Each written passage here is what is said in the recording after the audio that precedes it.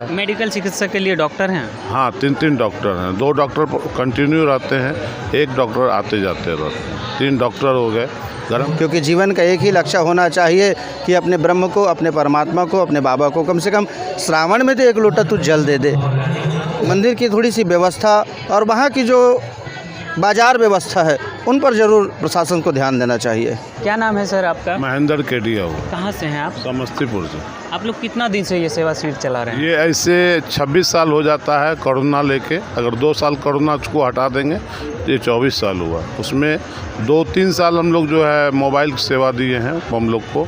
उसमें जगह जगह हम लोगों ने जो है जगह चॉइस किया कि कहाँ पे हम लोग को सेवा शिविर दिया जाए।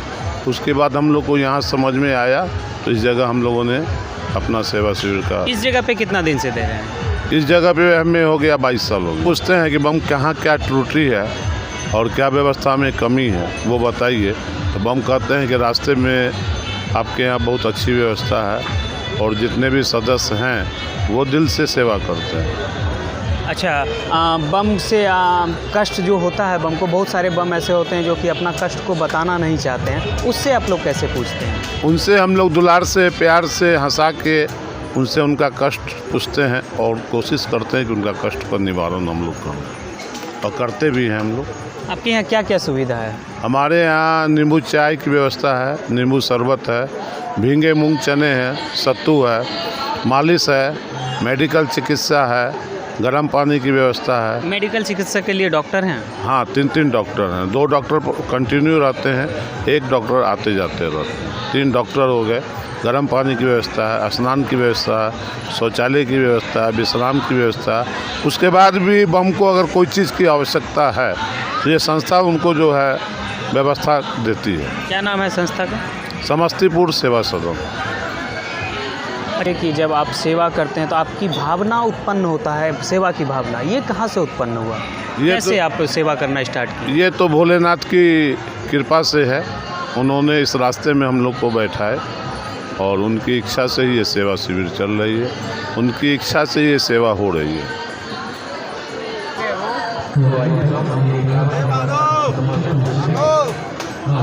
आप ही आइए, बीच में आइए अपना। उसी में ले जी। हम आप लोग लगभग अभी 75 किलोमीटर की दूरी तय कर लिए हैं और बाबा धाम यहाँ से बहुत ही नज़दीक है। चंद कदमों में आप पहुँच सकते हैं अगर उन पर ध्यान रखेंगे तो। आप लोग अब की बार जो है जिला प्रशासन की ओर से अच्छा व्यवस्था किया गया है यहाँ पे। बालू का भी जो पहले था मोटा वाला बालू था, अब की बार गंगा का बालू दिया गया है, पतला बालू दिया गया है। इसके लिए जिला प्रशासन को क्या कहना चाहेंगे आप? जिला प्रशासन को मैं बार बार धन्यवाद करूँगा क्योंकि आज हमारे बम बंधुओं को तकलीफ़ में जो कमी आई है, वास्तव में अभी का जो उनका कार्यकाल है, ये कार्यकाल को बहुत बहुत साधुवाद धन्यवाद है।